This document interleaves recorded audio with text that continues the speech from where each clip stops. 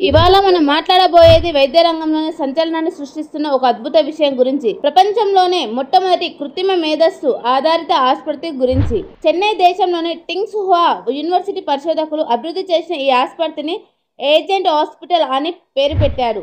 ఇది వాస్తవిక ప్రపంచంలో కాకుండా వర్చువల్ వరల్డ్లోనే పూర్తిగా రూపొందించబడింది. ఇందులో పనిచేసే డాక్టర్లు, నర్సులు మనుషులు కాదు, ఇవన్నీ ఏఐ బేస్డ్ ఇంటెలిజెంట్ ఏజెంట్లు.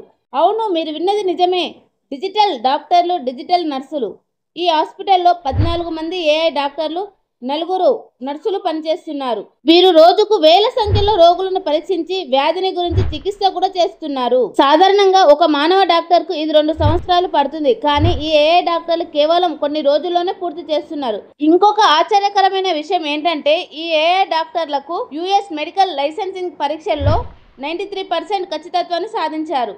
ఈ హాస్పిటల్ ప్రధానంగా మెడికల్ విద్యార్థులకు కూడా శిక్షణ నిమిత్తం రూపొందించబడింది. రిస్క్ లేకుండా రియల్ టైం అనుభవంతో వారు నైపుణ్యాలు అభివృద్ధి చేయగలుగుతున్నారు. ఇలాంటి మరిన్ని శాస్త్ర సాంకేతిక విషయాల కోసం మా ఛానల్ని ఇప్పుడే సబ్స్క్రైబ్ చేసుకోండి అండ్ వీడియోకి లైక్ అండ్ షేర్ చేయండి.